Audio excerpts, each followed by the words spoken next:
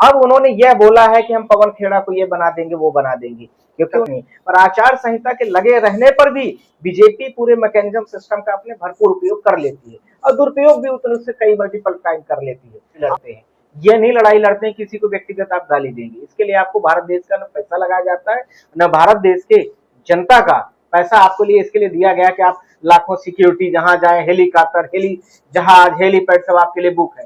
जनता हमारा आपका ही तो पैसा जा रहा है। वो जिस तरीके से चाहे चीफ मिनिस्टर हो या कोई भी है, इस प्रकार की जो भाषा, अमर्यादित भाषा यूज कर रहा है, ऐसे चीफ मिनिस्टर को तो मुझे लगता है कि पहले ऐसे खुद भी एफआईआर दर्ज करना चाहिए। वहां चीफ मिनिस्टरों को भारत देश में कोई जगह भी नहीं देनी चाहिए।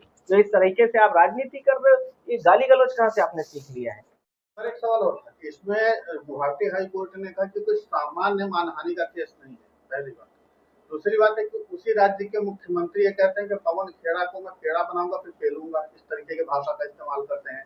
ऑन द रिकॉर्ड मीडिया के सामने उन्होंने बोला।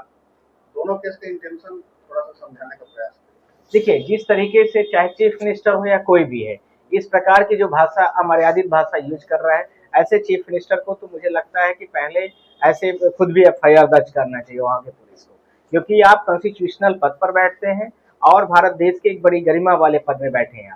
आपको इस तरह से जो शब्द आपने बोला है उसकी मैं ऑन रिकॉर्ड मीडिया में बात कर रहा हूँ, ध्यान रखना। और इस तरह से जो भाषा, अमर्यादित भाषा और इस तरह से अब्यूज किया जा रहा है, मुझे लगता है कि सबसे पहले पुलिस को तो ऐसे व्यक्ति पर एफआईआर दर्ज करके और ऐसे अयोग्य व्यक्ति को बीजेपी को कभी आगे भी नहीं बढ़ाना चाहिए, जो इस तरह से अब्यूज करता हो, गालियां देता हो खुलेआम, महिलाओं को, लड़कों को, बच्चों को, किसी को भी दे।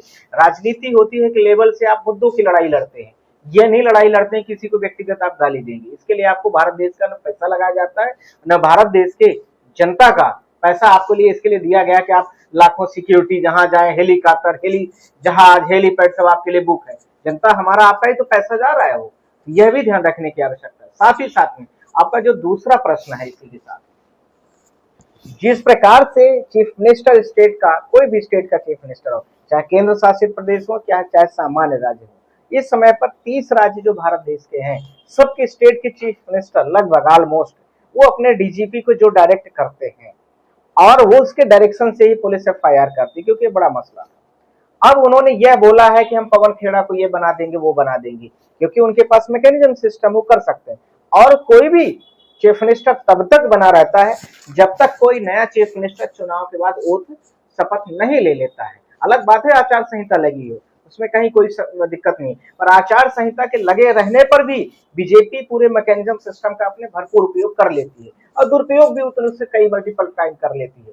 आपने देखा होगा किस प्रकार से मिसयूज किया गया इलेक्शन में, अभी तो हमने बहुत सारे सोशल मीडिया के वीडियोस भी देखे हैं। तो इसमें कहीं कोई शंका नहीं है कि उनके ऊपर धाराएं पवन खेड़ा के ऊपर ज्यादा बढ़ा दी गई हूँ। साथ ही साथ में हमारे बहुत सारे दोस्तों ने भी इस बात को डिस्कस किया और वो बात सच भी मुझे लगी कि यह मैटर 5 अप्रैल का है। आज जो डेट है करंट में, आज की डेट 23-24 तारीख हो गई अप्रैल की, लगभग 20 दिनों तक यह मामला शांत था। जो भी किया, पवन खेड़ा ने ट्रायल किया, यहाँ वहां एफआईआर हुई है और उसके साथ में वो बचने की कोशिश कर रहे हैं। पर सवाल यह भी उठ रहा है कि सरकार अभी तक शांत थी और कल से एकाएक मामला तूल पकड़ा है। तो क्या सरकार ने जब कोई इन्वेस्टिगेशन एजेंसी बनाई तो उस समय पर उस इन्वेस्टिगेशन एजेंसी में किन किन लोगों का नाम दिया था, किस प्रकार से एजेंसी ने अपना रिपोर्ट जारी किया है और होम मिनिस्ट्री ने किस रिपोर्ट की बात करके आज की है कि ये कब की उन्होंने पब्लिसिटी दे दी है कि जो रिंकी भुयान शर्मा उनका कोई पासपोर्ट नहीं है। ये हो सकता है कि कांग्रेस में जब ये थे तब का हो, उसके पहले का हो। ऐसा भी तो हो सकता है कि पासपोर्ट उनका तब की बात बोली जा रही है जब बहुत पहले नहीं बनाया गया हो। तो ये सब चीजों के क्लैरिफिकेशन की जरूरत होगी इसमें, और कोई भी केस है तो उसको प्रॉपर तरीके से कोर्ट खुद भी एग्जामिनेशन करेगी, इसमें कहीं कोई शक नहीं है। पर पवन खेड़ा का जो स्टेटमेंट था, मुझे लगता है कि पूरे देश की गरिमा के लिए है, गरिमा का विषय नहीं है और डिफेम का है और उसमें अब्यूज होना चाहिए, साथ में उसमें एफआईआर दर्ज किया जाना चाहिए और ऐसे चीफ मिनिस्टरों को भारत देश में कोई जगह भी नहीं देनी चाहिए। जो इस तरीके से आप राजनीति कर रहे हो, ये गाली गलौज कहाँ से आपने सीख लिया है? ये तो मुझे लगता है कि अशोभनीय भाषा, मेरे पास कोई शब्द नहीं है मीडिया। जी।